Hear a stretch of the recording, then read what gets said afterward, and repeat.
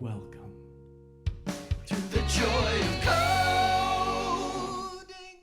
Hello, and welcome to episode 339 of The Joy of Coding. Woo! My name is Mike Conley. It's so good to have you here. Going to be live hacking on some Firefox stuff today. It's going to be great. It's going to be a good time. I'm so glad you're with me. Let's get down to business, and I'll start by sharing my screen. All right, here's my screen.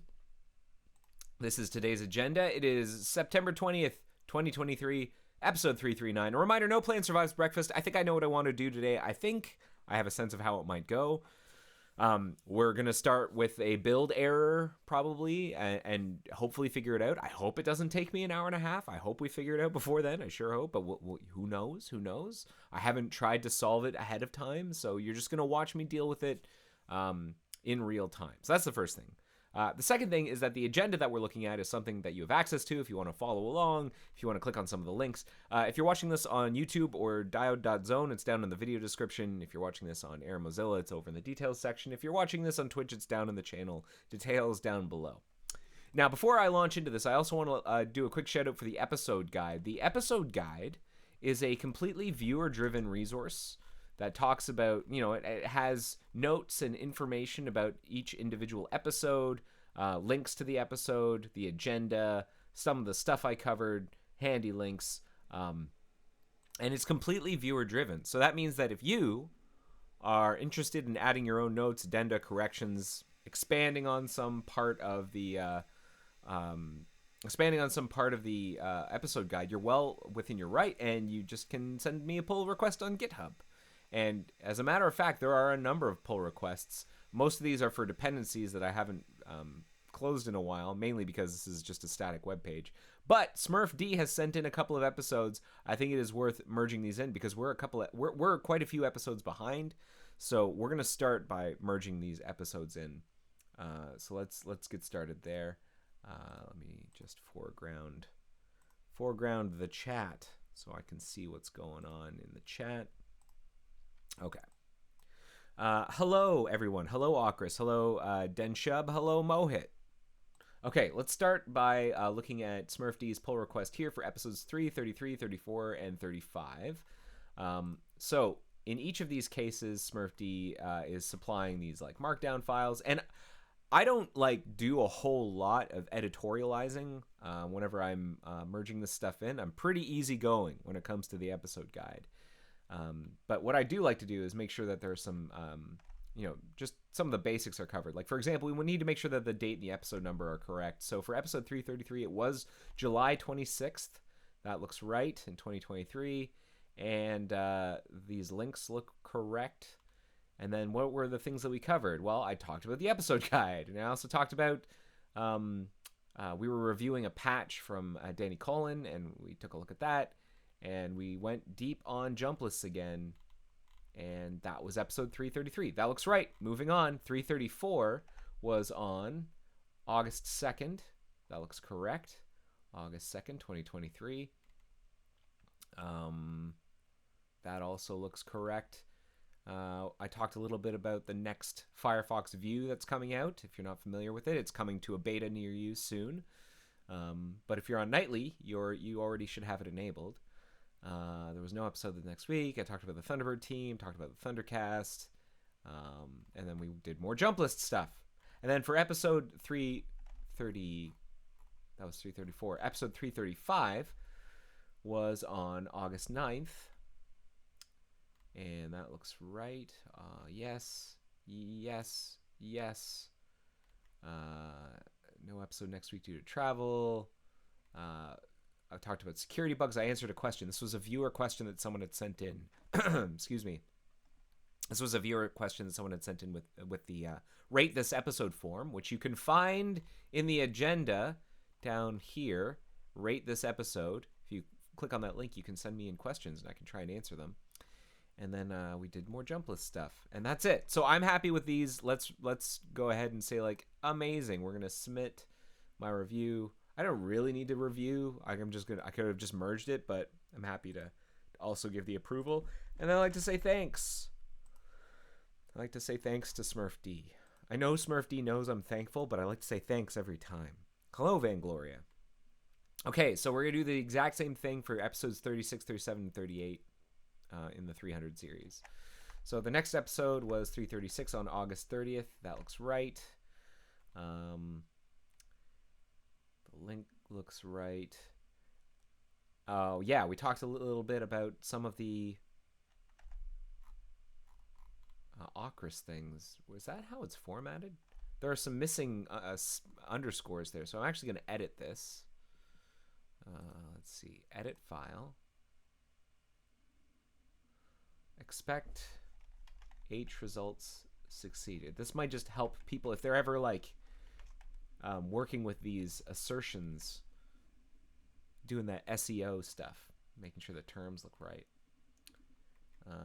NS. Oh, a couple of underscores have gotten stripped out for some reason. Okay, I'm happy with that. I'll go ahead and commit those changes. Fix some missing underscores. I'm gonna commit to that branch. Thanks, GitHub, for letting me do that. Wait a second. How come? Oh, refresh. Yes, refresh. There they are. And then in episode 337, that was September 6th. That looks right.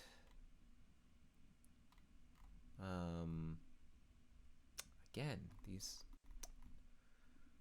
probably they're busted in some of the other ones as well, but I'm gonna fix them here. NS error unexpected, and then NS error failure. More missing underscores. This is probably just something in the tooling. Yeah. This is not on you, Smurfd. This is on the tooling. And then September 13th, episode 338. Looks right. Looks right. I talked about how we're making Vue.js execute faster in Firefox. Did a quick pivot in the migration wizard. Finally, I'm going to do these last fixes of these underscores. And then see if I can fix them in my agenda from here forward. That'd be nice, eh? Final fix of underscores. Okay, so I'm otherwise happy with these, so I'll go ahead and say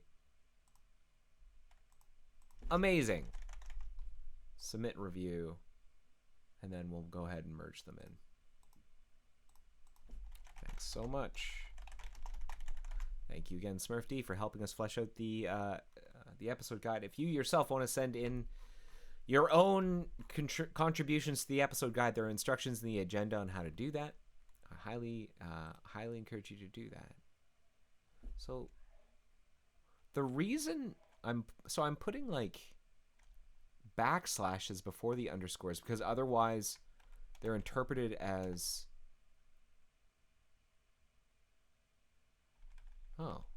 maybe I don't need to do that.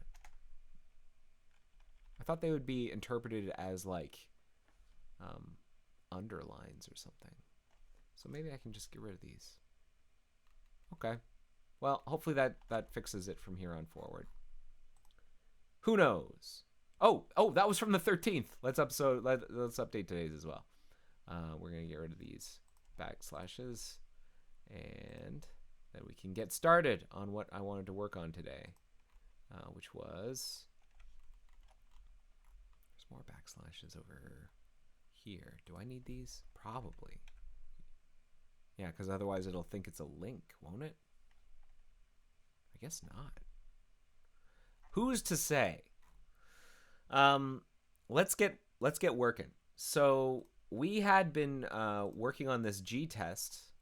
Whoops, I'm in the wrong place. Wrong place, right time. We were working on this G test called Test Jump List Builder.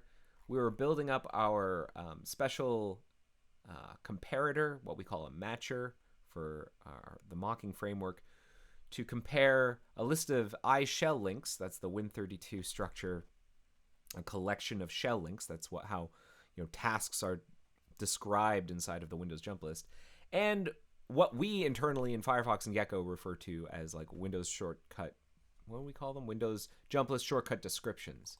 And we want to compare the two to make sure that they're the same. And we are currently failing to build this comparator because of something. We couldn't figure out what it was last week, and so I'm hoping we can figure it out this week. So hopefully that's enough preamble. This first thing is a warning. I'm going to ignore that for now. What I care about is this error. Let's widen the window a little bit. No matching constructor for initialization of Windows jump list shortcut description. So I am attempting to get an element. I'm saying, hey, I've got this NST array. In this case, the desk's NST array is of Windows jump list shortcut descriptions, and I want to get an element at it.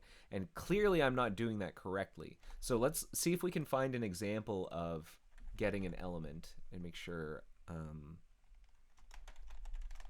we're doing it right.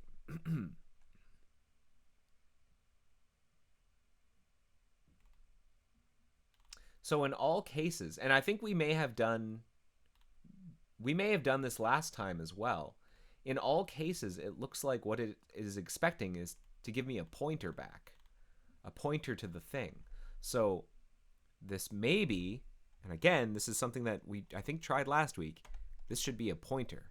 And as soon as this becomes a pointer, then desk, instead of using dot here, I'm going to want to use that because desk is a pointer. Should also, if not desk, turn false. Let's go ahead and see if this builds.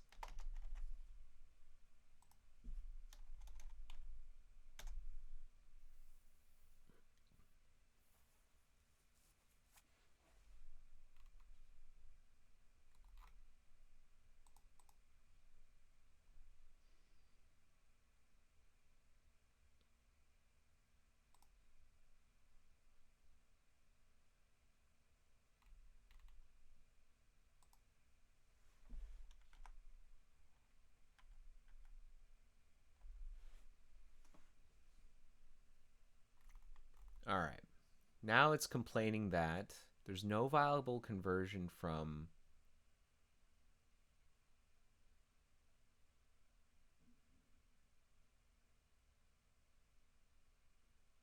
I see.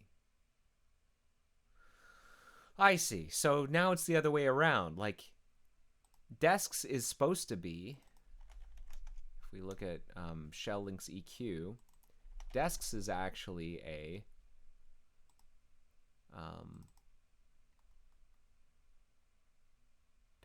desks, where is it? Append element desk. It's an NST array of Windows jump list shortcut descriptions. So maybe before I continue, let's look at examples of these things. Like, because they don't always have to be pointers. They can be other structures, right? Like accessible data. In this case, NST array, that's a pointer. Substitution mapping. So like collect substitutions. Append element. What do we ever do anything with some mappings and get those mappings out? Mapping.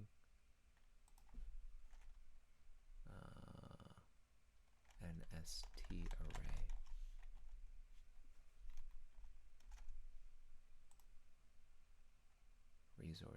Resources. Send register Chrome. That's sending a message. I'm looking for examples of us using NST array for not pointers.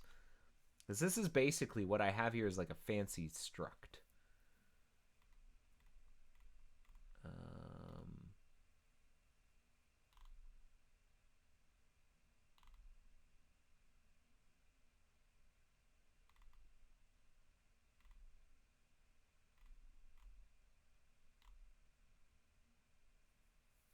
And it's not allocated on the heap.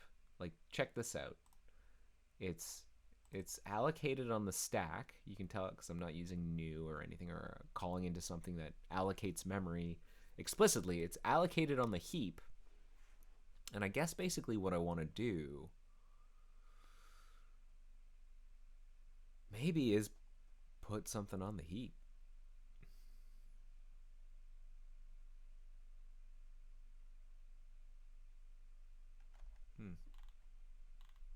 I just want to see more examples.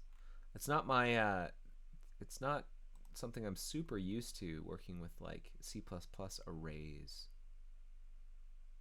Translate choices. St array, a translate wheel, pend element, a permission choice. And then what do you do with these choices? If choice is length, then we allow the callback, then we just throw it away. Oh. What?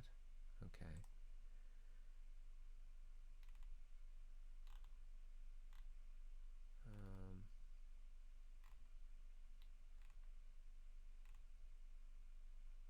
Yeah, maybe we want it to be a pointer.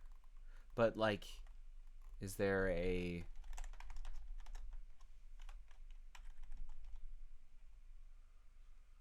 NST array animation property? That sounds interesting. Result animation property from keyframe. Build properties. And then show me getting properties out. Who calls you? Properties. Ensure base styles.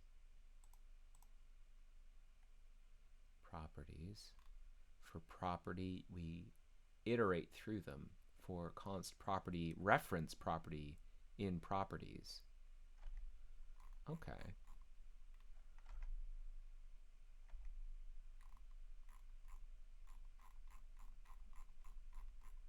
So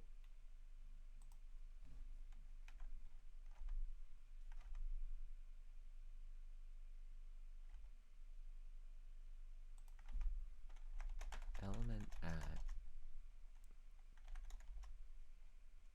yeah, maybe what I want is this. Const Windows jump list shortcut description. Maybe this is what I want. And then this becomes a reference again.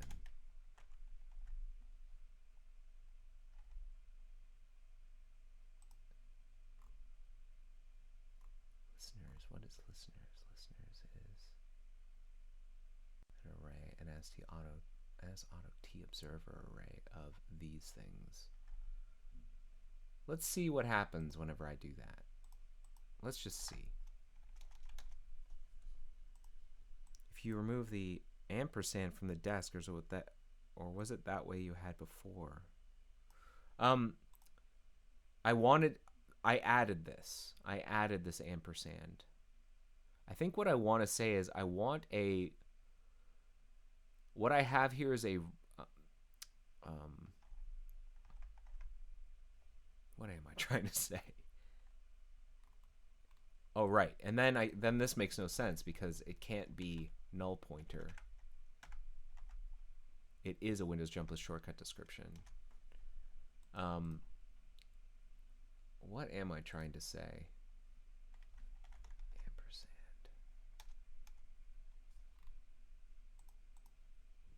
I'm saying, like, this is I'm like slicing in. Give me a memory, like not a pointer, but like get me the item pointed at here directly. I think that's what I'm trying to say. It's linking. Someone who's better at explaining memory stuff, help me, please. Warning, warning, warning, warning, warning. Expand from macro.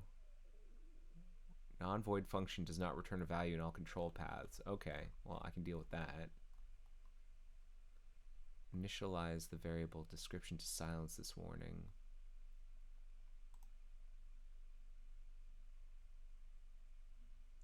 LPW stir.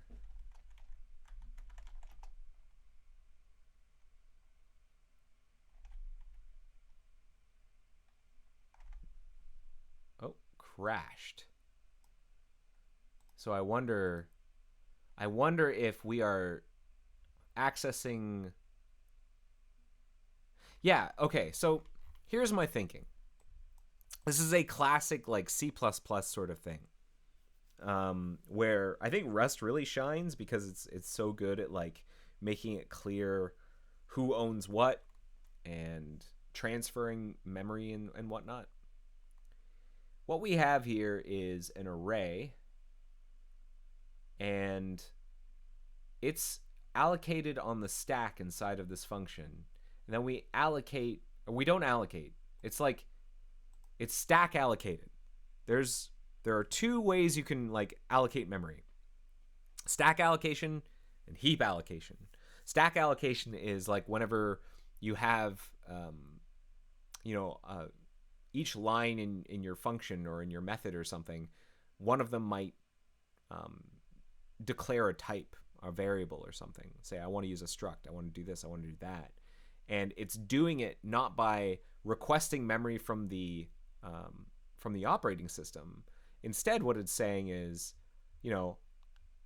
at compile time, we know that we need a thing of this size. It's like stack allocated. I don't know how else to describe that.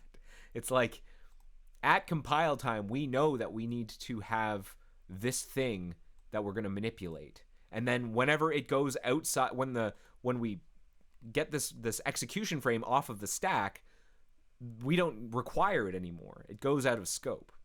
And I think that's what's happening here, is we allocate this on the stack, we allocate the array on the stack, we put the thing on the stack into this other thing on the stack, and then we call into this, and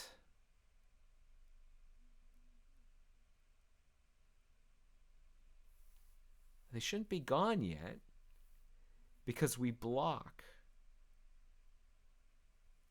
Huh. But it crashed.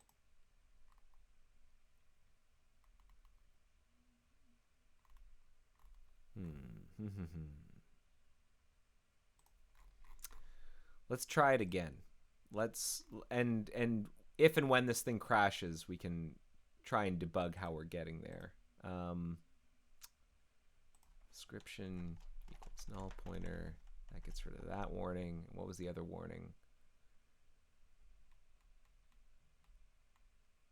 The first warning was non-void function does not return a value in all control paths. Are you sure? On line 64. Oh, yeah. This needs to return true here. That could also be a problem. Not that the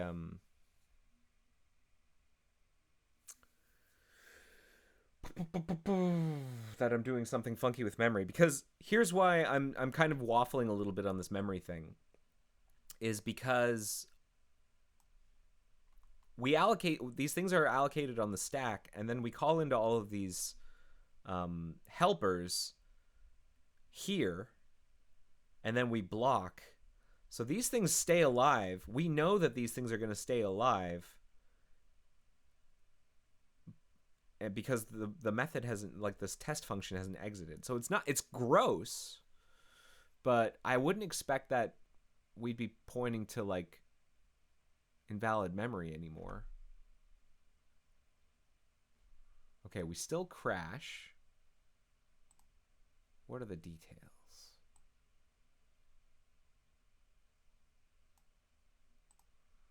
Here, I shouldn't have submitted that crash report because this is a local build. The symbols none of them will make sense. Let's do this again, but let's add the debugger and see if we can figure out what's going on here.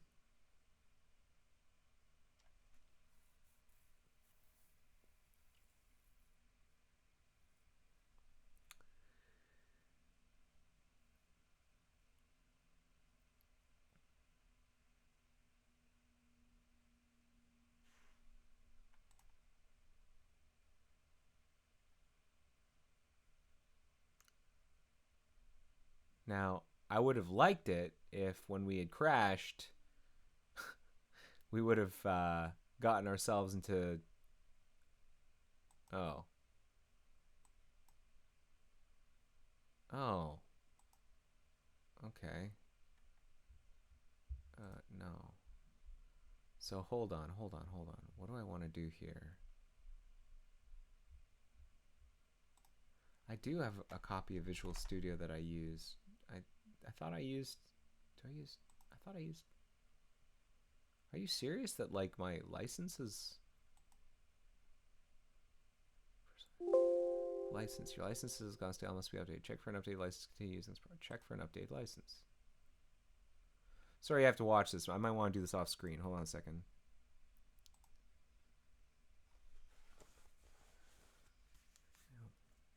It's emailing me codes and stuff.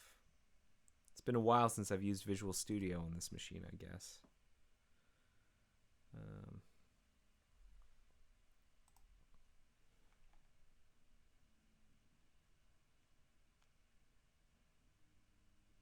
Okay. Here's the one-time code.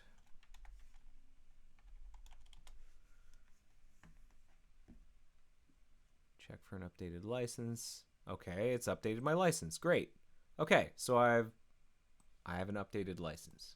Fantastic. So let's try all of that again.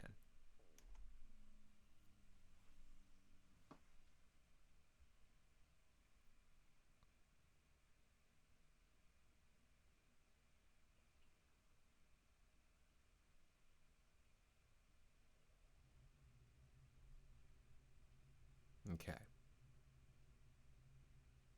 Run. Now I hope this... I would have liked this debugger. Here, if I say start again, will it crash again? Yes, okay, good. Now, how do I make it so that you start debugging? Like, I want... How do I This is not what I want.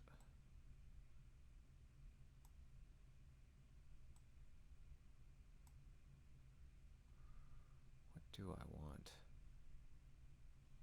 How do I need to know where I...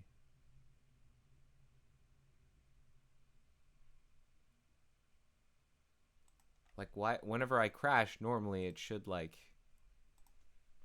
tell me. Okay, we're going to have to do this differentially. This is a pain in the butt, but we're going to do it this way.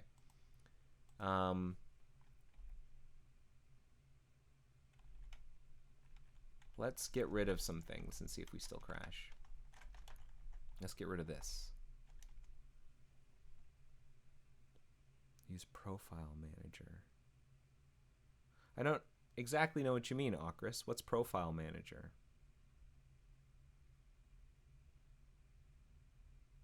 You're guessing the profile got broken.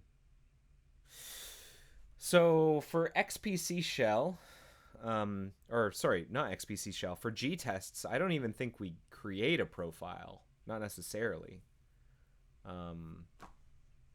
Like I think a user profile occurs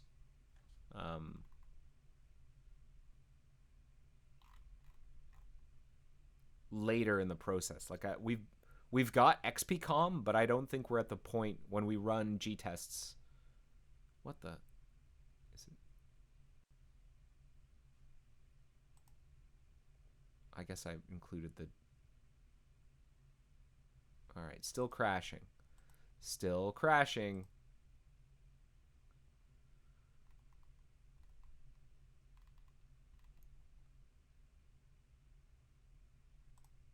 So it's not that, which is interesting. Is it this?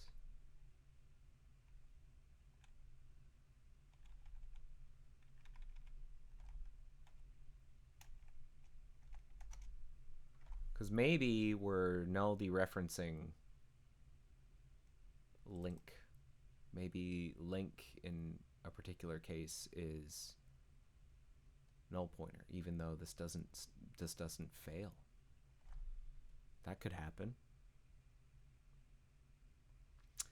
Yeah. So Gecko and Firefox, they have different levels of execution, and for our G tests, they execute with XBCOM enabled, but there's no user profile.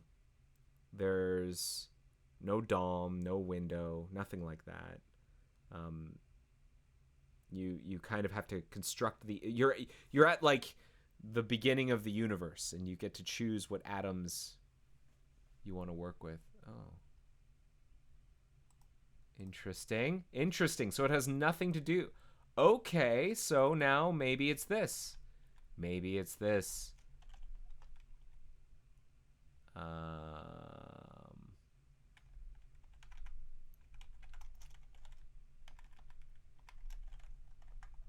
Just getting rid of stuff. Does it show the line it crashed at? Not really, which is super annoying. If I had a debug build, it might give me a better sense of it. And maybe that's the next step, is to create a debug build, but that would take a while to get up and running. And maybe I should have that running for next time, actually. We can have both a debug and an opt build. But for now, I think the faster thing is guessing. That's maybe my shortest path to success here. If I wasn't streaming, what I'd do maybe is to create a debug build and go work on something else, and then I'd come back. But I really want to focus on this, so let's do a little bit of guessing first. Okay, no crash. So I'm reasonably certain now that we are null dereferencing right here. That link is null. If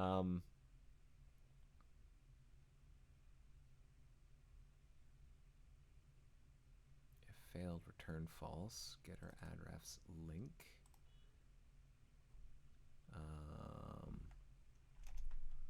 If not link, return false.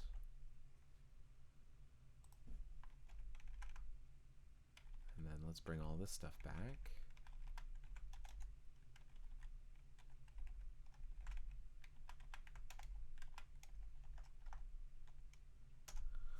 Let's see what it says.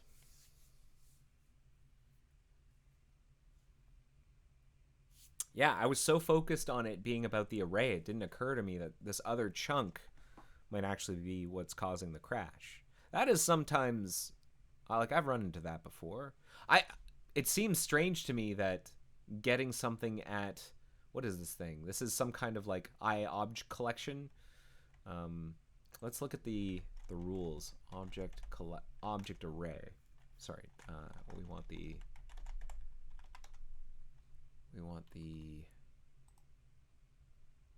Microsoft documentation. If this method succeeds, returns S, okay, otherwise it returns an H result error code. Reference to the desired interface ID receives the interface pointer requesting RID in the index of the object.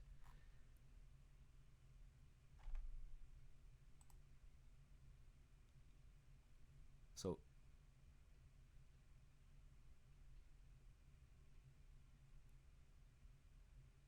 link isn't nullish.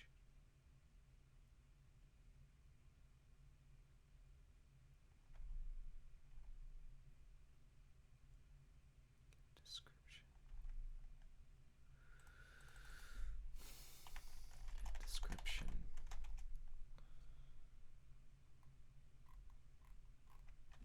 Jump Windows. Get description. Info tip size.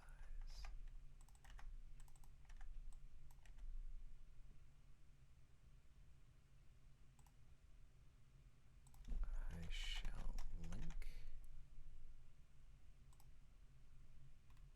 LP stir a pointer to the buffer. It's a buffer, not a null pointer. Yeah, okay, so here's the thing. We need a buffer, not a raw pointer that's like a null pointer. Get description is going to write the string into a string buffer. That's the problem. Do we have an example of getting stuff out of a shell link? I think we do. Whenever we are trying to determine what things were removed. Check for removals. Down here, I believe in remove icon cache get jump. Like over here, we get at the shell link. Right, we create a buffer. This is what we do. Max path. wchar t. So I think this is closer to what we want. So that's where that was going wrong. Buff.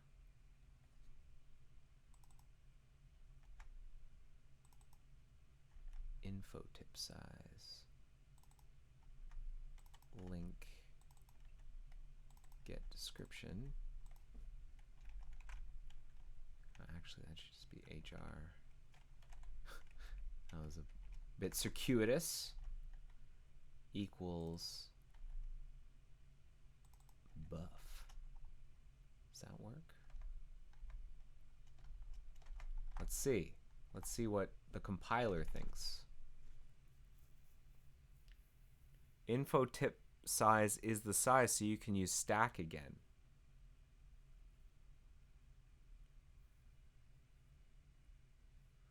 Info tip size is the size.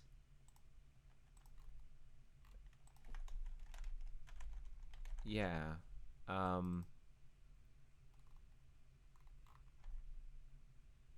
think that's what you mean, right? Yeah.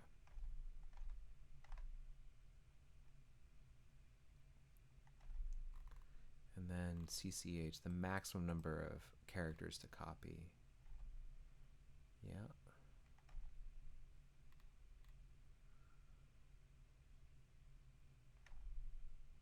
Okay, no crash. That's good. And it passes. So that means we've got something? We have successfully compared the description. Hey, that's good. That's good. Okay, so we've successfully compared this thing. Let's compare the other things, the other required things. That's the title and the path. Let's do that next. So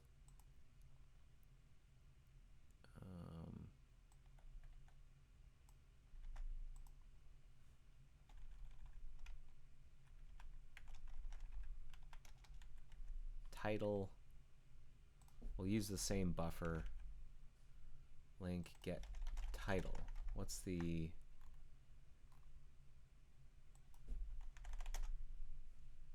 No? What do they have? What do they have for title? What do we do with the title?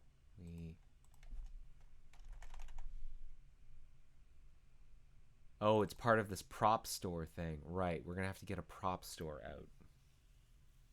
Okay, is there anything else that's not created using a prop store? There's the path, the description we just tested, and then arguments, and then icon location. Okay, let's do path next then. Path.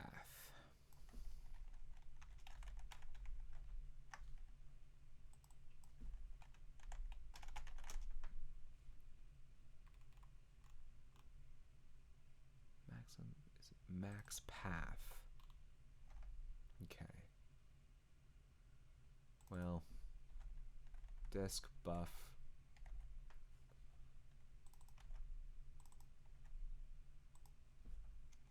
wchar t path buff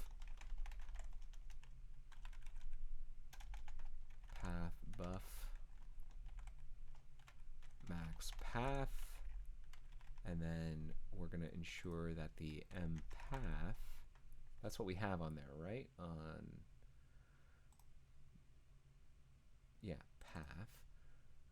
equals path buff. This should be desk buff.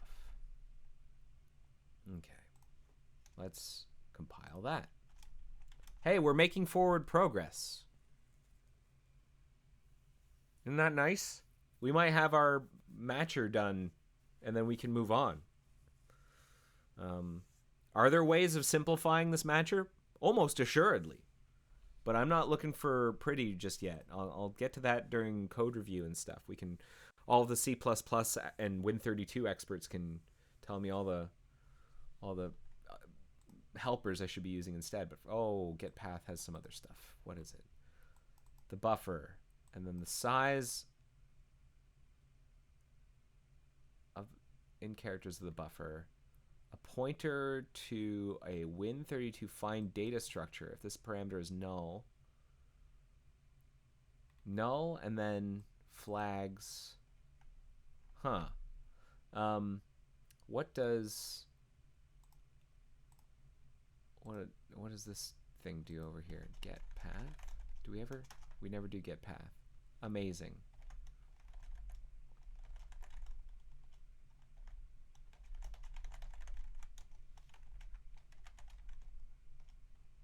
We just get arguments. Okay, well, and we get icon location. So we're kind of breaking new ground here, but I'm sure we can figure this out.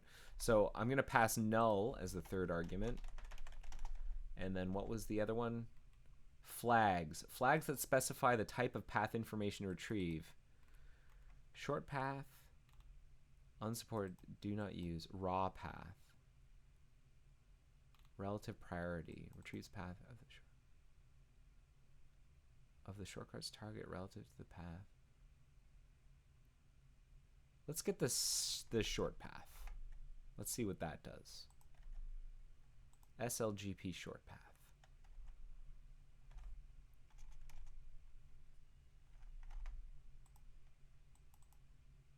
Can be a combination of the following values. So don't use that one. Raw path name, standard name, or relative priority.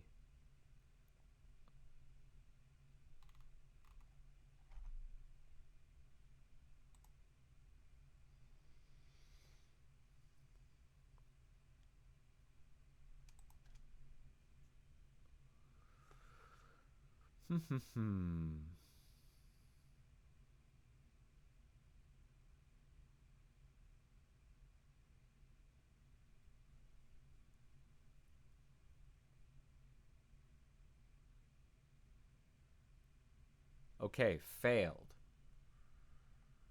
In add user tasks, Google Mock tried one expectation, it didn't match. It expected shell links to equal, comparing them actual to be called once, actual never called, unsatisfied and active, unexpected error mock function call.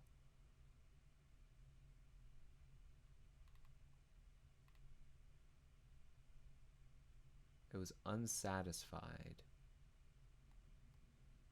Presumably because the path didn't equal what we expected. So let's print both. Path from iShellLink, path buff,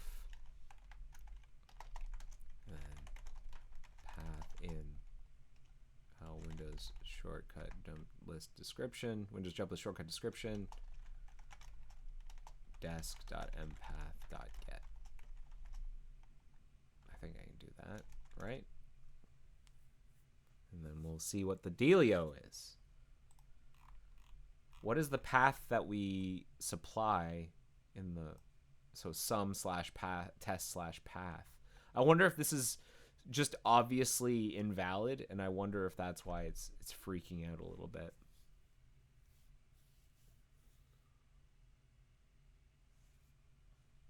Warning.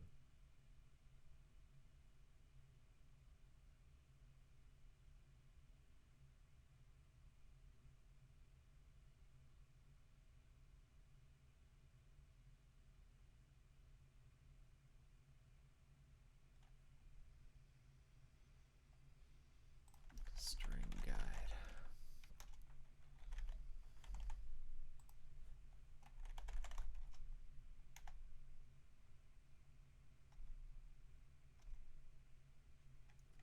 UTF-16 to UTF-8 is maybe what we want.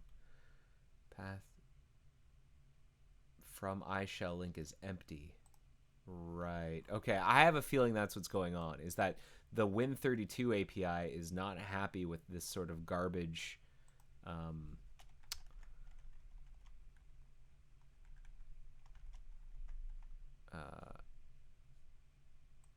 garbage path I've supplied. How about if I do it that way? Is that valid? Maybe like Win32, I wonder if it's expecting stuff like this.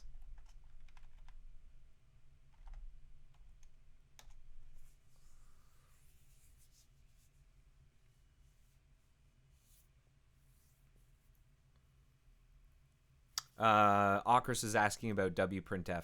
So I think what we tend to do is we'll use like the normal thin, not wide printf, but we'll do like a conversion from UTF-16 to UTF-8. There are like utilities for that. Isn't it?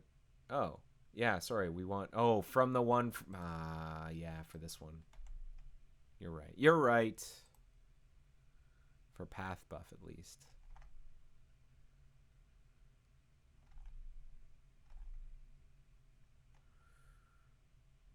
And for some reason that passed. That doesn't make any sense why that would pass. Because I didn't change anything. So do we have non-determinism here? Why would that be passing now? That freaks me out.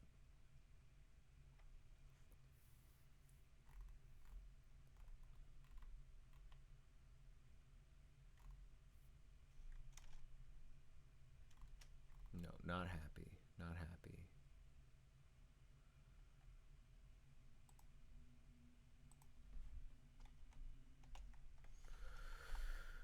Not happy.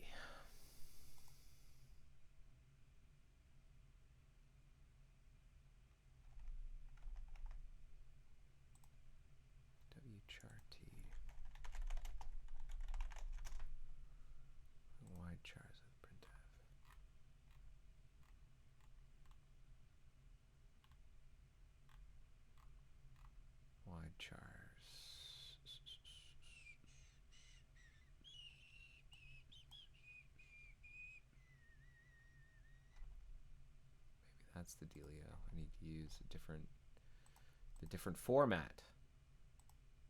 Should this be LS?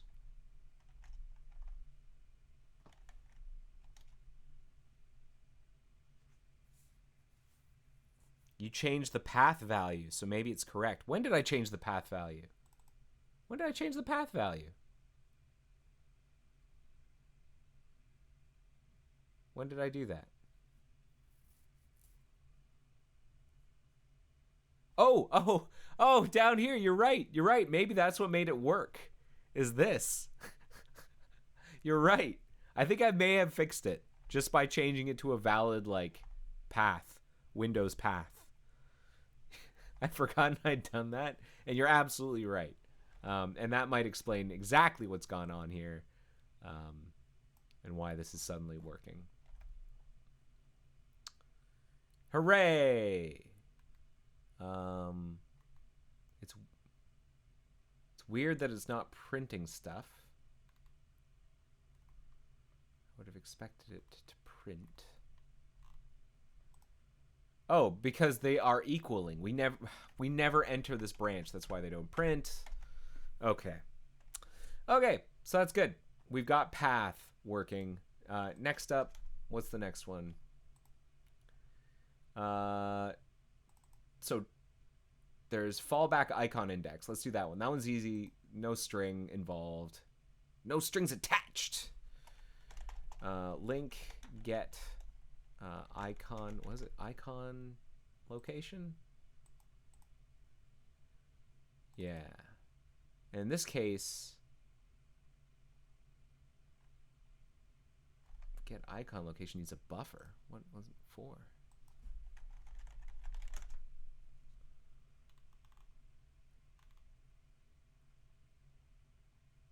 Oh, the address of a buffer that receives the path of the file containing the icon.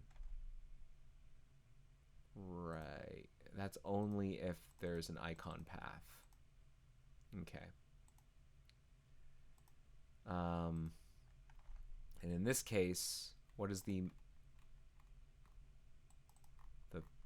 path? I'll use max path again.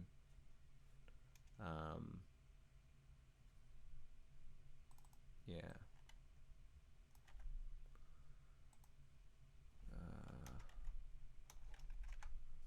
Buff.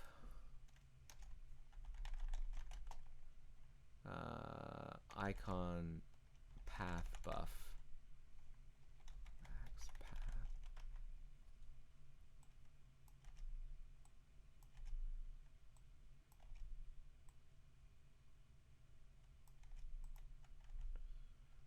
Duff. I meant buff.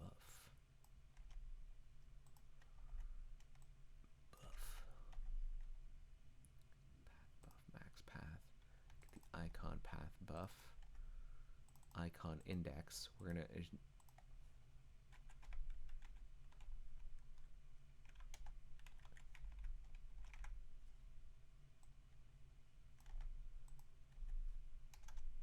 gonna make sure that the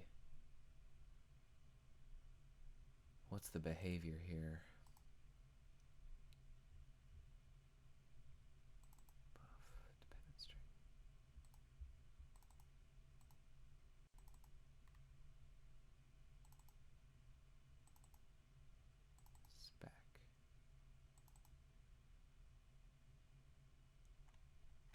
Set icon location to the fallback icon in the event that the valid icon URI has not been supplied.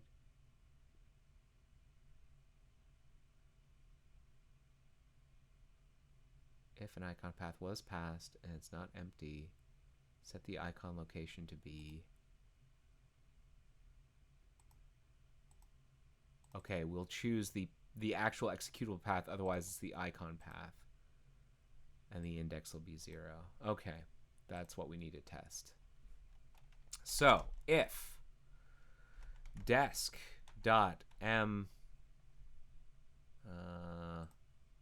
what's it called? Icon path. M icon path. How did I do it? If it's not dot value is empty. Not empty. If I don't think I need to use dot value. I think I just do like is empty.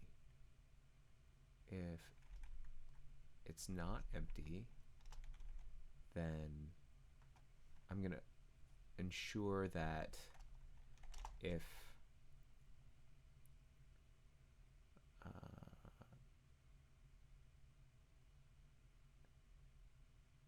desk m icon path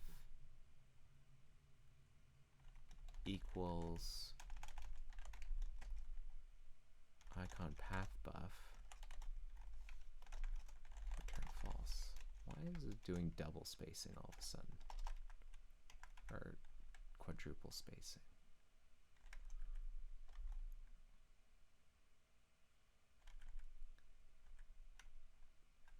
If not. And then if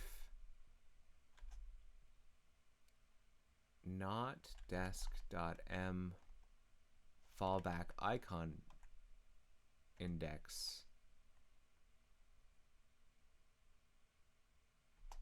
equals, so icon index should equal 0. Icon index not equals 0. Return false.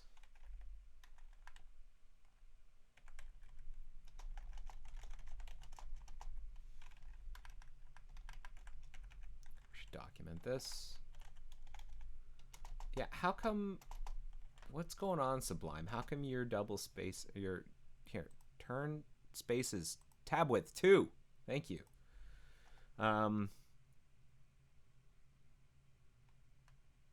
If the Windows jump list shortcut description supplied an icon path, then it should match icon path buff and an icon index of 0. Otherwise, the icon path should equal the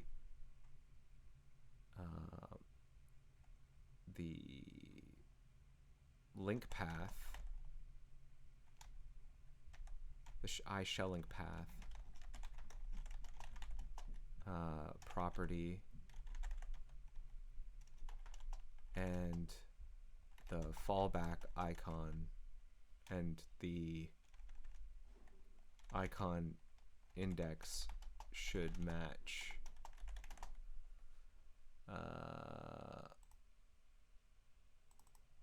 the Windows jump list shortcut description fallback icon index. That's what the property was, or the fallback icon index. Good. Okay. So if not desk m icon path m path dot equals icon path buff or icon index is not equal to desk or desk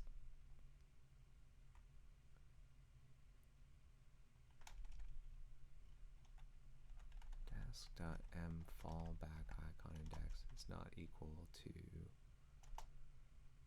icon index false. I think that'll do it.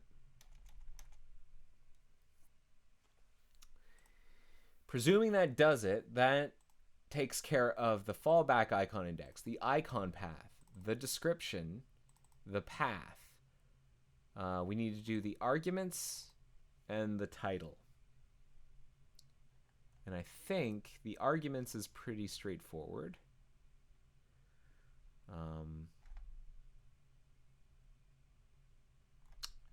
It's not happy because no member named is empty in optional NS. Oh, because it's an optional. That's why I need value. If icon path was passed, if m icon path was passed and is not empty, that's basically what I want to say.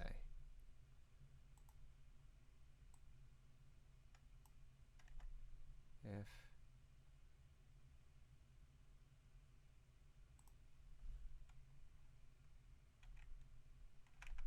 desk, not arguments, sorry, icon path, and icon path.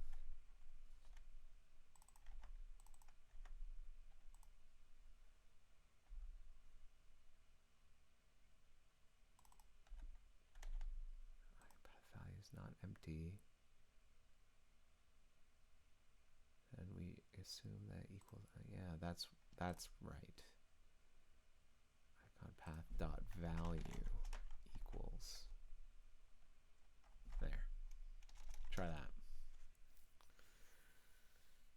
In my opinion, it suggests desk m icon path should equal path buff.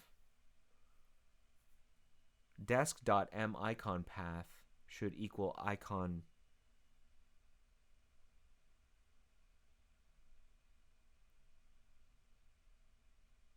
Yes. Wait.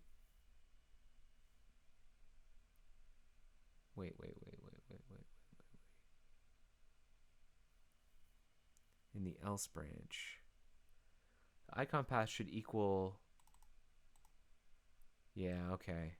Equal icon path buff.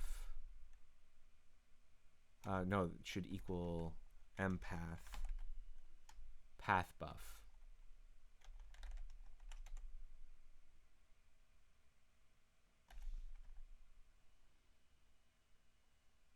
Otherwise, the icon path should equal path buff, which, and the icon index, otherwise the icon path buff should equal the Windows jump list shortcut description path.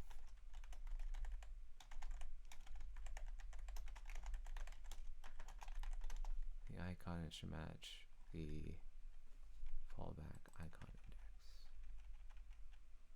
There. Still unhappy. It's unhappy because use of, it doesn't know what plink is. Right, I think I've done some copy paste. Link. Icon index, yeah. Thank you for the good eyes there, Okris. Okris is like my second pair of eyes on this stuff, and that's great.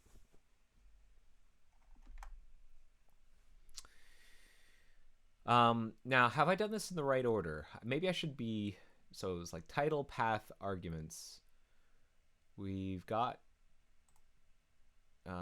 done title because that's all up in here. So we'll do that next, but there's path and then arguments. So I wonder if we should do these in order. And so I'm going to put title or path up here.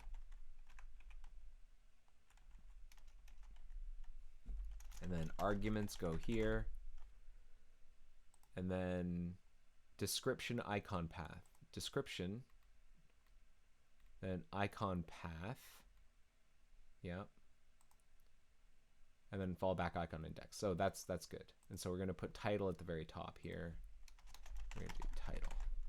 That just to sort of keep things in some kind of order. So I'm pretty happy so far. Let's do arguments next. Get arguments. Actually, we have an example of that already in the tree. We do that over here, get arguments. And it uses max path as well. Args buff, max path, link, get arguments, and the arguments for get arguments are just the buffer and then the length. And then if failed HR, and then we're going to say if not desc m arguments equals args buff, return false. We'll now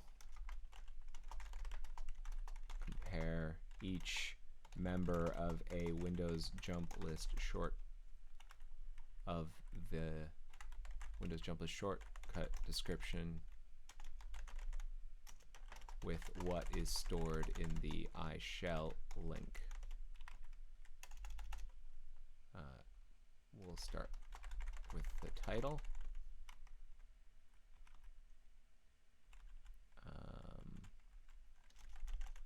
Next is path. Arguments here. Title. Path. Arguments. Description.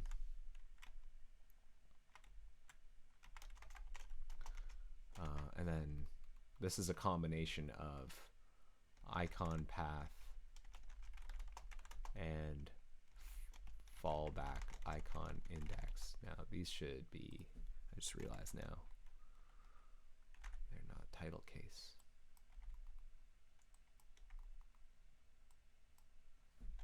Path, and I wonder as well if we should do this.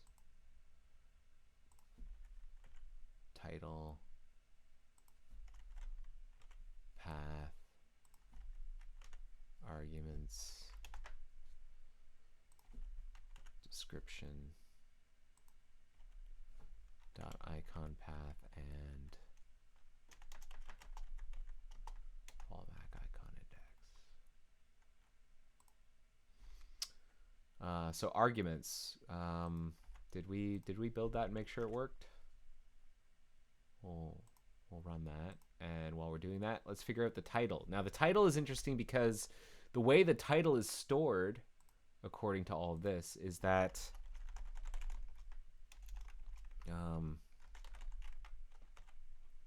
there's this structure called a prop store on the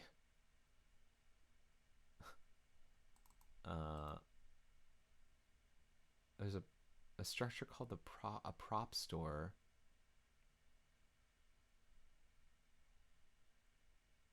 What is PSL? That's the iShell link. We can query interface the PSL to a prop store, and then I want to get a value from it. Prop variant. You get a variant out of it. And I need to I basically need to do the reverse of this. Okay.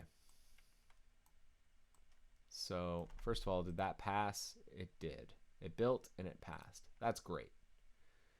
So now we need to do this. So we're going to get a prop store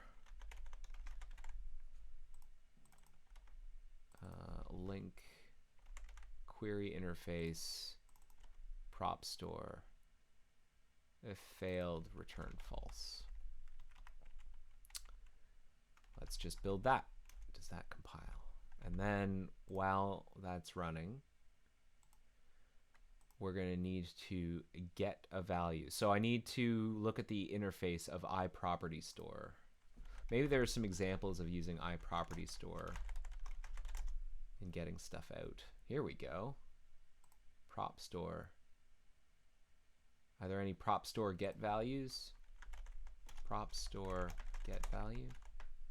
Aha. Here we go. Prop variant. And then what do you do with the prop variant? Prop variant to string. Oh, this is exactly what I want. Okay. This is great. This is great. I have exactly what I need.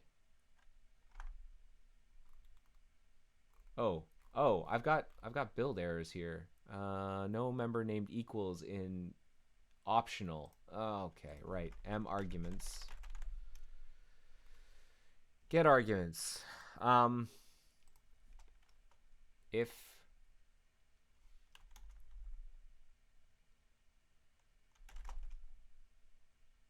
desk.marguments.was passed, then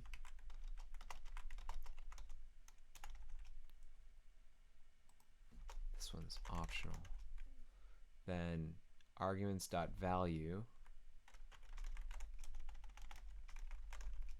equals argsbuff, return false. Otherwise, I expect argsbuff to be the empty string.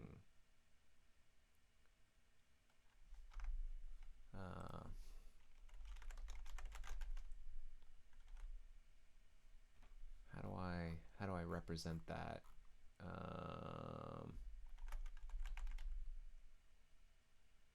It's like stir and comp. I need to widget windows stir. Is there a way I can check if a thing is the empty string with these kinds of things?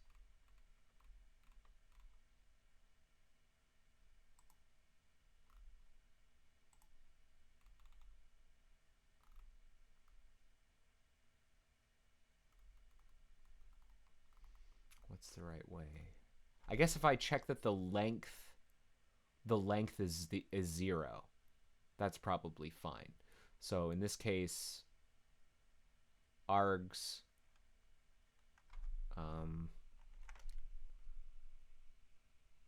stren_len. Is that what it's stren_len? Or bytes string? And do I ever use stren_len? Size t. Else if stren_len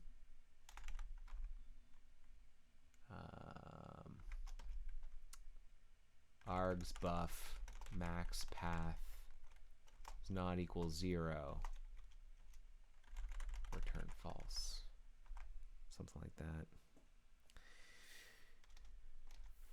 Craig's like, I was curious, so I went looking through Joy of Coding episode guide. I think it was episode 298 in August 24th, 2022 when Jump List work started. Yes, been working on this for a while. Now, here's the thing. It's been off and on, and I've only been doing this work during the stream. So, all told, we've got about 2 weeks worth, 2 full weeks of full-time effort on this. So it does feel like slow going, but that's because I'm not working on it outside of the stream, and I'm kind of having to ramp up. StirNlen. It doesn't know what StirNlen is.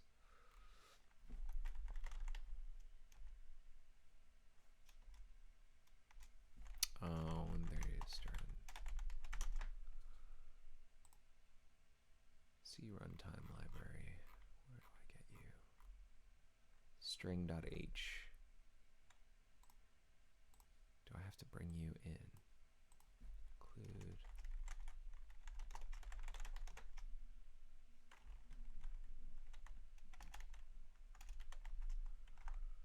Let's try that. But yeah, good detective work, Craig. Thumbs up.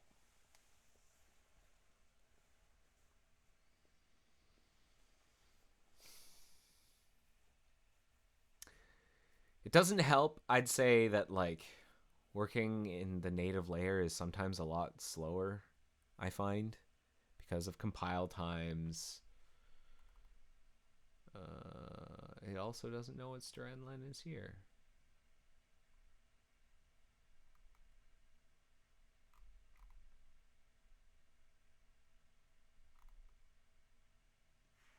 String.h.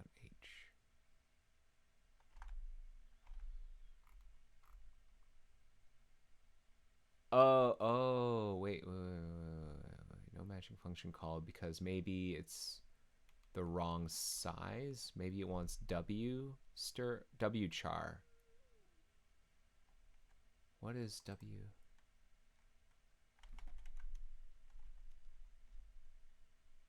Wchar t stir, just the number of elements. Okay, that's probably what I want. W SNlen.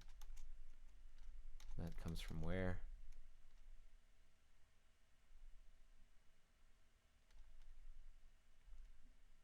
Wchar h string.h wchar h. Okay.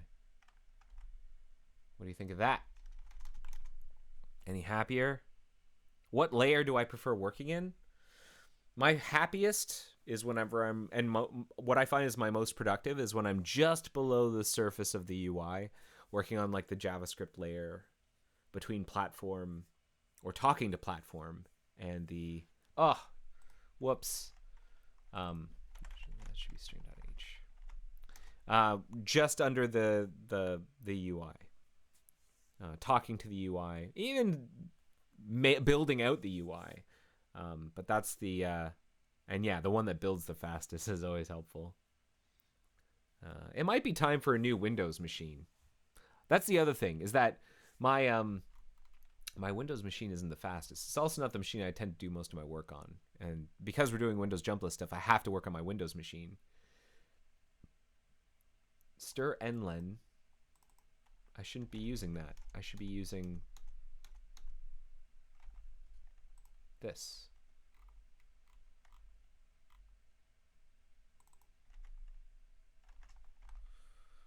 Or is there a way, win32, check empty string. Compare, check if a string is empty. What's the best way? I could, use StirNlen, but this saves a function call, stircomp. This is just checking to see if the first character is the null character. I guess I could do that.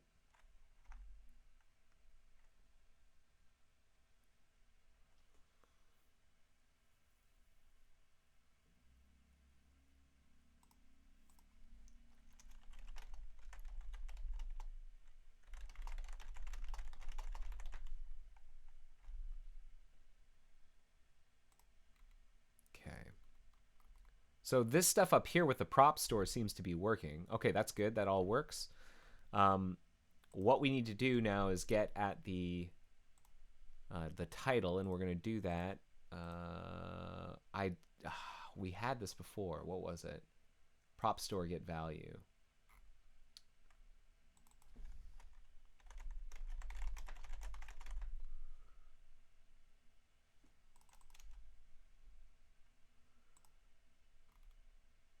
So we need to get a prop variant PV, and we're going to get the value out. Prop store get value, but in this case we want p key, what is it, title? P key title.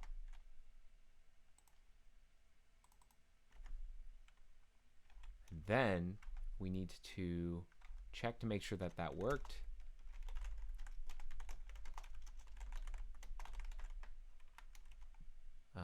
And then we need to get the string out. It's like this, prop variant to string. So in this case, we don't want the stored AUMID, we want the title. And so I'd like to know what p key title, the maximum size it can be. P key title.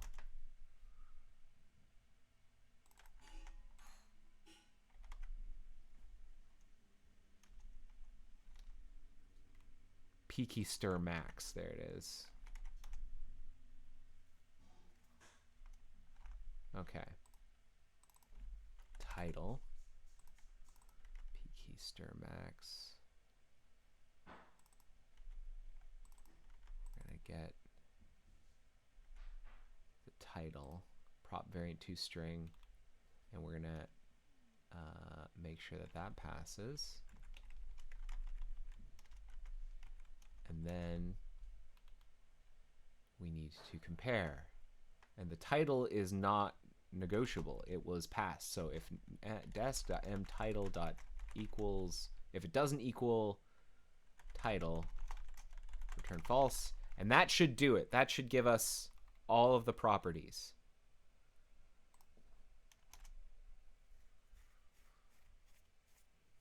And that should be our matcher done.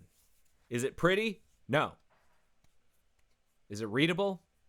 Arguably. Does it get the job done? Yes, it does. And that's what I care about right now. At some point, when these tests are done, I'm not going to spend too much time cleaning this up. I'm going to post it for review. Oh, prop variant to string. It doesn't know what that is. Prop variant to string is a helper. From where? Prop variant to string. And it comes from prop var util.h. Is that what we bring in? Yes, prop val, and we probably want prop key as well. Oh, missing prop variant to string and Ming. Okay, we probably want all of these things. What's unlen?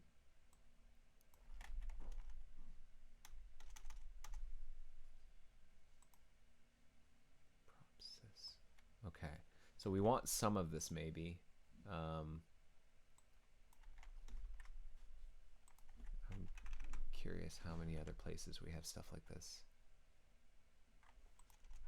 Just this one place? Okay. We're going to go like that. And we'll also say this. String.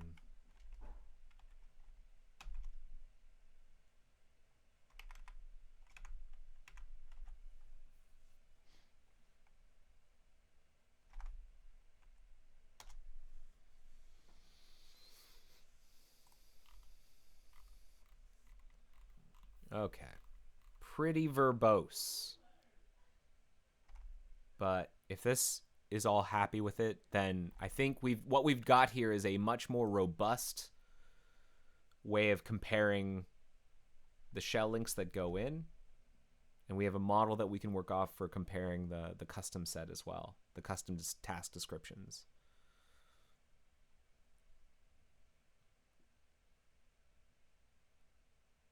A model? I mean, like, they'll be exactly the same. Custom task descriptions are exactly the same. They're all Windows jump list shortcut descriptions.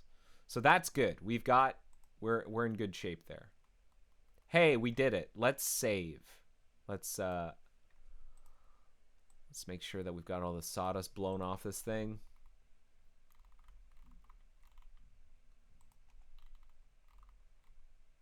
And amend.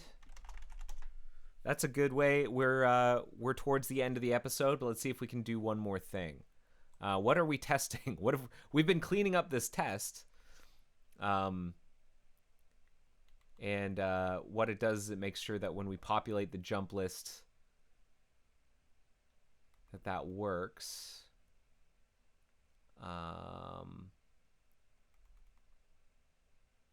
No custom items. This should call the following methods on the backend in order: abort list, begin list, add user, tasks, and commit list. And I think we do test that thing. Yeah, ×1, no append category, and then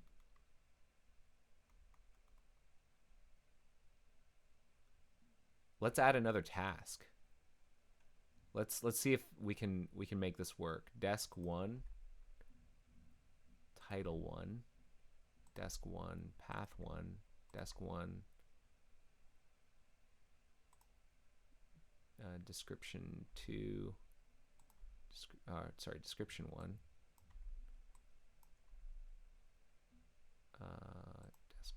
desk 1. Let's append another one.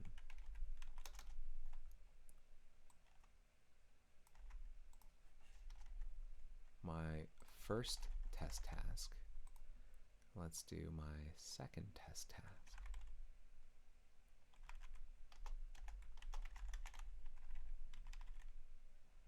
And let's add some of the optional things.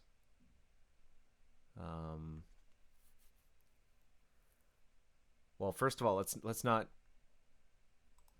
This is another test description. Title 2, path 2,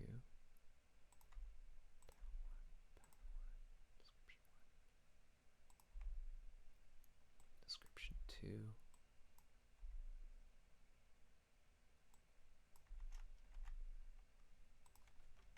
We're going to append element 1.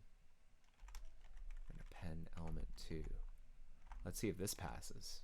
Oh, I didn't mean to amend. What you gonna do? Okay, let's see if this passes. We've added a second element to the jump list in this test. And it should, if all goes well, pass.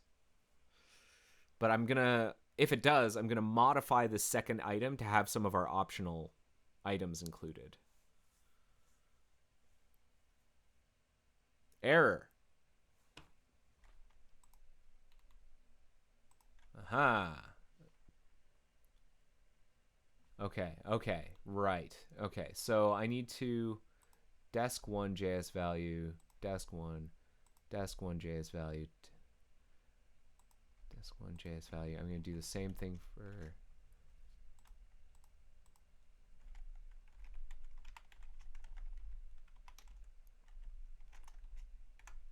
desk 2 JS value, desk 2, whoop, desk 2 JS value, append element, desk 1,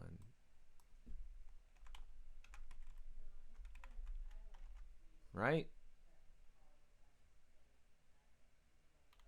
Okay.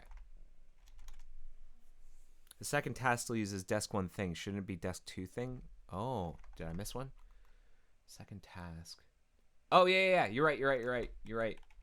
And when you're right, you're right. Abort. Abort. Let's try that again. Good call, Craig. Good eyes.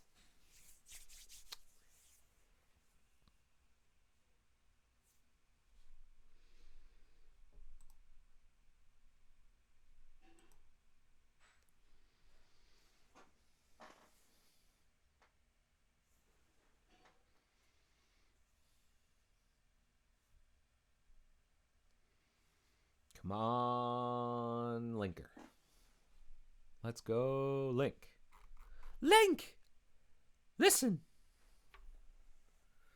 Only okay eyes, I have glasses.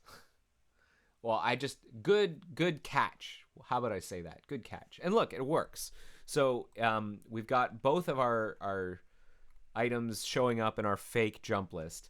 And now let's see if we can add some of our optional items. I've never done this from C++ before, so let's try one. Let's start with icon path. So icon path, how would we do this? It's an optional, so was passed is one of those things.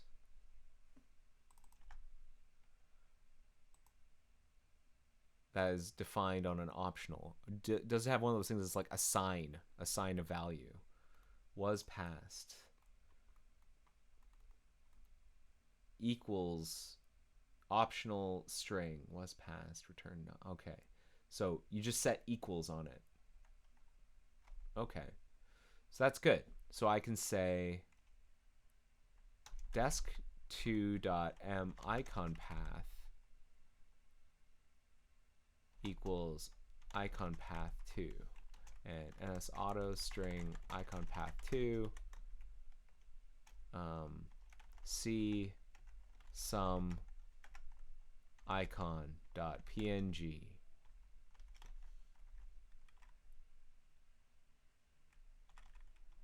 and the fallback icon index is ignored, so set that to 0. It's expected to be 0. And then the other one is arguments. So we can set some arguments, I guess. And what's the order? Title, path, then arguments. Title, path, then arguments. ns auto string arguments to you arg1, arg2, arg3. Desc to m arguments equals arguments to.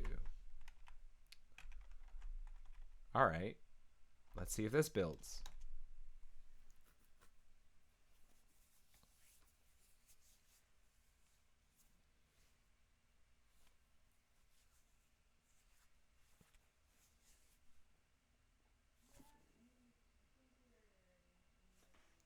What was the other one? So if we've done jump list builder, we've tested this, we're testing this, and then we have to test this, and I don't know how we're going to test this one, but we can think about that one later. But this is like the really, really hard one, and I think we're going to get a much easier time testing this one. I don't know what the dealio is with this one, but yeah, this is all feeling pretty good. Except that this didn't build. M arguments no viable overloaded equals on a class optional. No known conversion from ns auto string.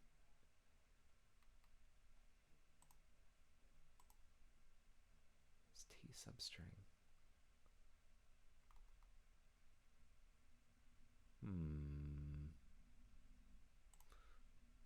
Let's see here. How do you pass? Let's look at this in. Let's find another example. WebIDL in a dictionary.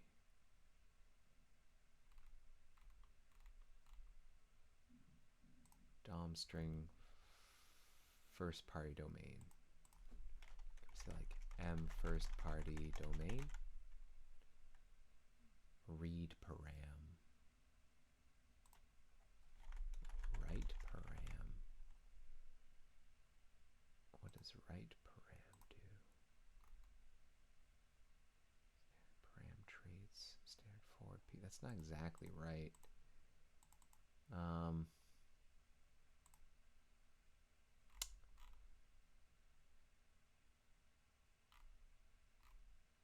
What is that thing? Shared map.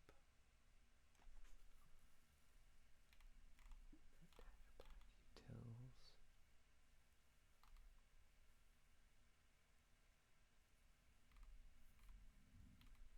Places event. A dictionary required. These are all required. Okay, no good.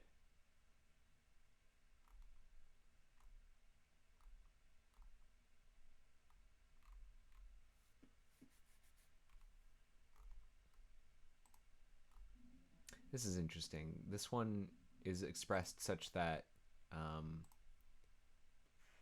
it's like got a default value of null. And I don't understand why that's different from being optional. Maybe it's the equivalent.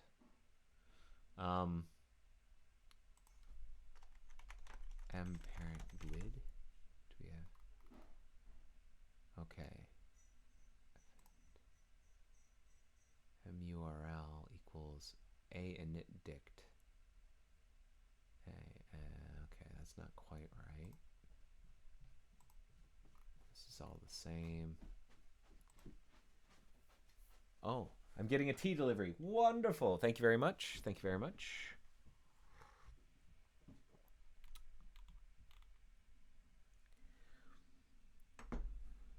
How do you set a DOM string? That's my question. It seems like I can't do it.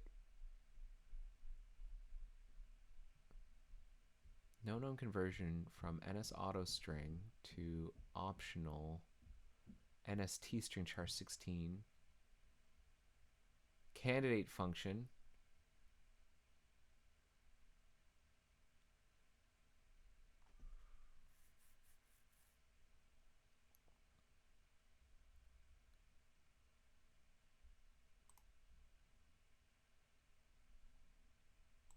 Do I want NS string?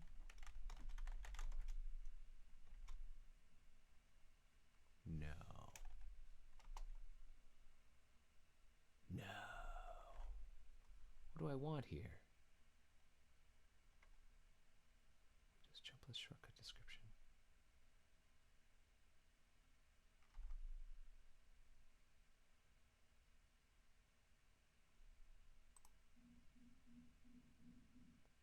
String path.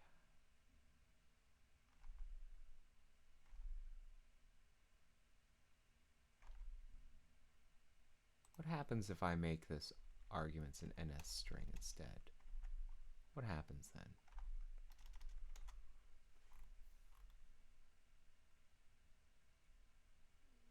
Maybe I'm using the wrong string type. That's very possible. What is an auto string?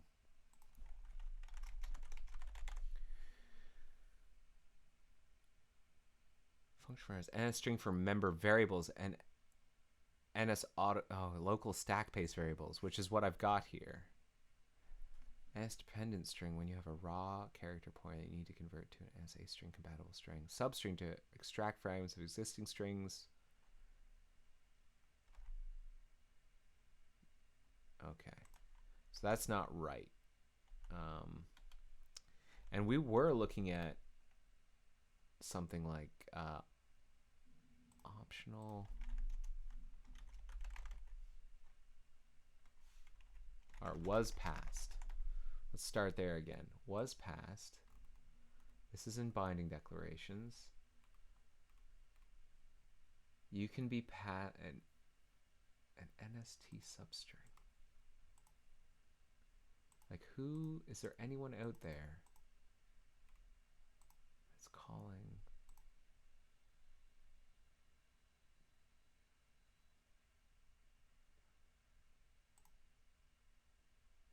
a title?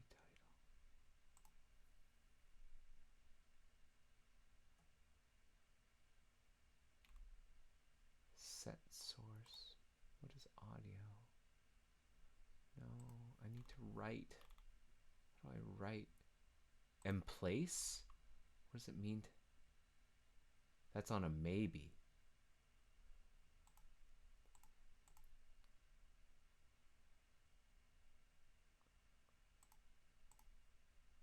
DOM optional. Optional.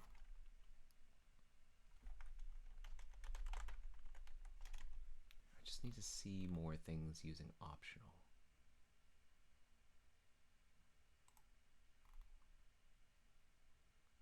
Optional.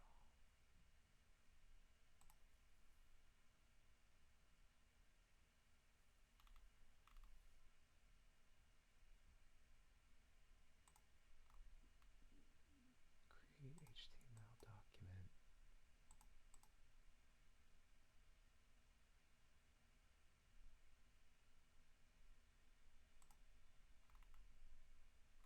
Constify arg0 is an optional. You create an optional.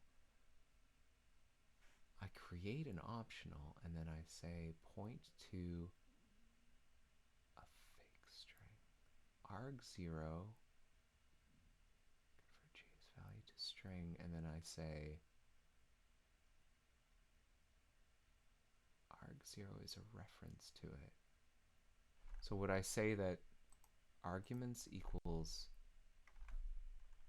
a reference to arguments too? Is that what you're looking for? arg0.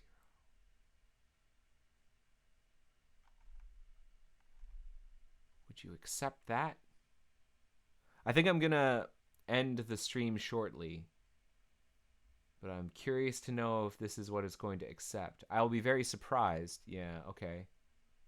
No viable overload from pointer string to const optional NST string. So I might have to create an optional.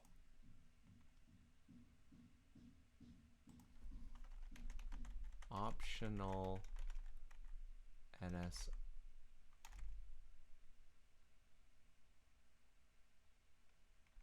a string.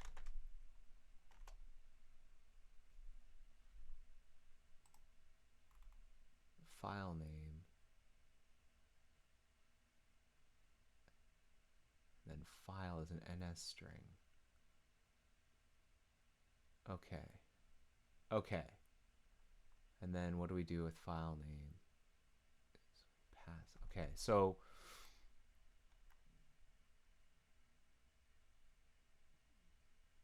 I'm gonna create an optional. Optional NS a string are optional args.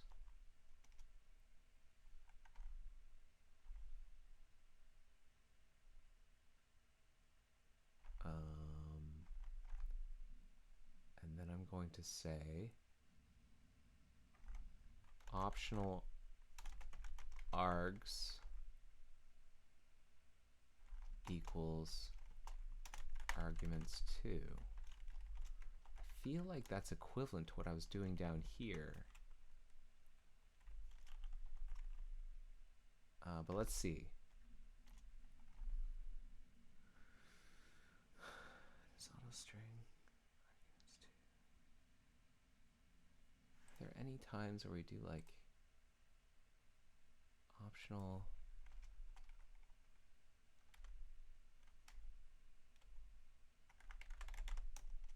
It's all NSA string, eh?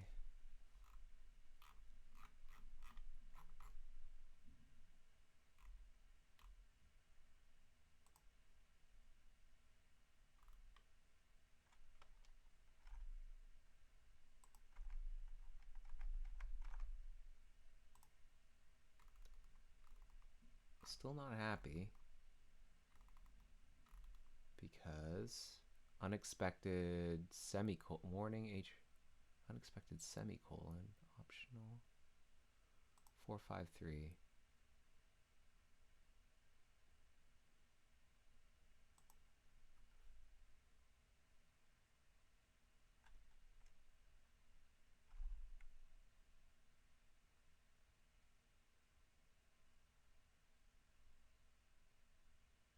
I think it doesn't know what optional is.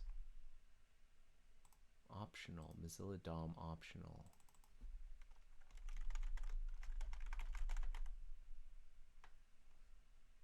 We might have to include it.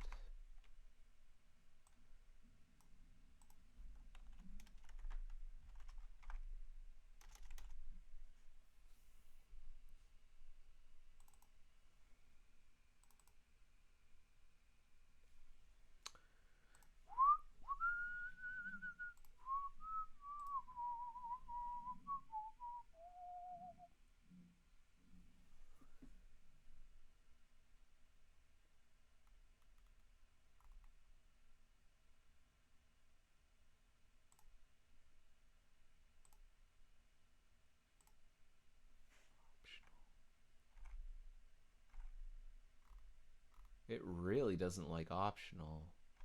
NSA string. Optional args. Unexpected semicolon after an expression. 454. Here. It's really unhappy about this.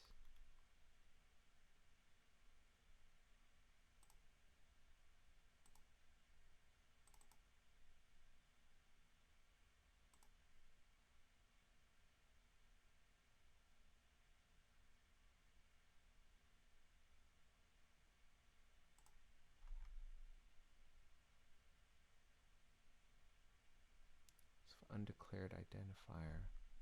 It just is very unhappy. Do I have to say I'm using? Oh, class optional. Okay. Class optional. Binding.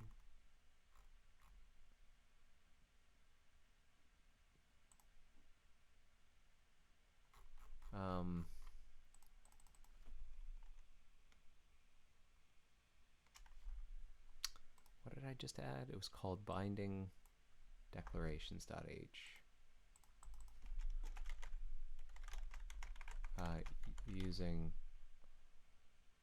Mozilla DOM optional. Maybe I need this.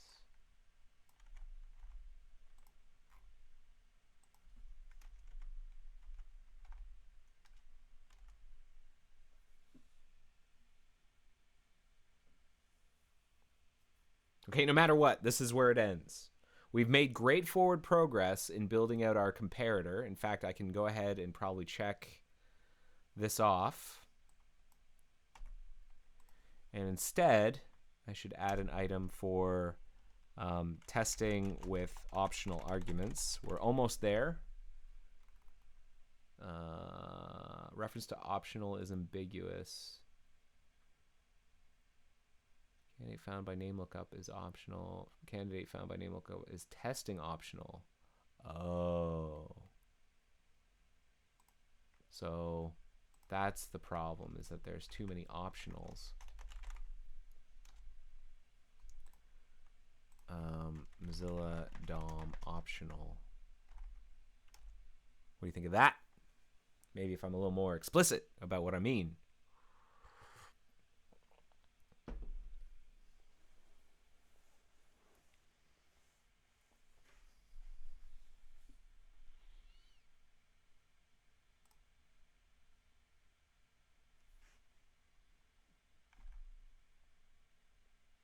Now it's noting error. Doesn't know how to. Oh, good. That's about icon path. Okay, so that works then. Optional args is that. So can I do this? Let's not worry about icon path for now. But if I can do this, I'll be happy. Arguments equals optional args.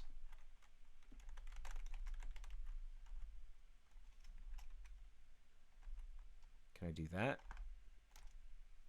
And then for real, it's over.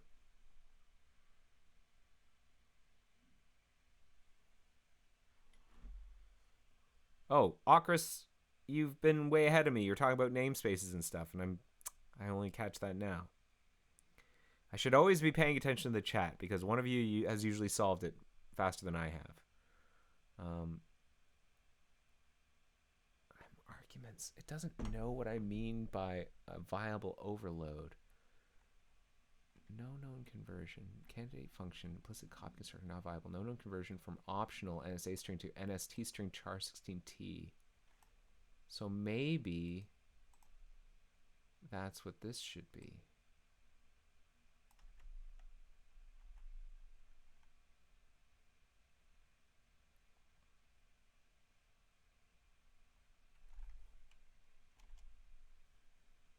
I can't believe I'm still on this stream. I need to end the stream. Okay. Thank you so much, everybody, for watching episode, whatever this was, episode 339 of The Joy of Coding. Let me know what you thought. There's a link at the end of the forum here to rate this episode. I'm actually going to put the link also in the chat. The link to rate this episode. I'm dropping it in the chat right now. You can let me know what you thought of the episode. You can send in questions. I read everything that comes in. I'd love to hear from you. I'll try my best. If you have a question, I'll try and answer it on screen, on air. And it's still unhappy. No viable overload. I might have to wrestle with this next week, everybody. I'm not going to touch it. HG amend. Let's move on. But we're going to figure it out. We made great progress on our matcher today. Now we're gaining another skill here, which is learning how to pass optional arguments from C++. I'm looking forward to that. Thanks again for watching. And I hope to see you next week. I think I'll be streaming next week. I might have an appointment that overlaps, in which case just watch my feed on Mastodon and hang out in the chat, and I'll inform all y'all if it turns out I'm skipping next week. Thanks again for watching. Have yourselves a great week. Take care, everybody. Bye-bye.